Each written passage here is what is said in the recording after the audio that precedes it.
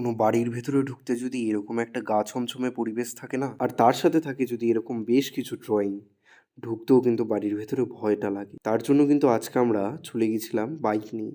কোথায় গেছিলাম সেটা কিন্তু তোমরা ভিডিওর শেষেই জানতে পারবে, যে এরকম একটা জরাজীর্ণ বাড়ি কোথায় রয়েছে, তাও আবার হাবড়া অশোকনগরের বুকে, যেখানে আজও সন্ধ্যা গড়ালে ঢুকতে কিন্তু বেশ ভয় লাগে।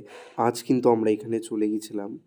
ভেতরে ঢোকার সাথে সাথে কেমন জানি না নিজের পায়ের আওয়াজটা শুনলেই এখানে মনটায় কেমন যেন একটা ভয় হয়ে আসছে। আর তার সাথে কিন্তু রয়েছে এখানকার গাছগাছালি বেশ বড় বড়, বীভৎস ভয়ের একটা জায়গা কিন্তু এখানে।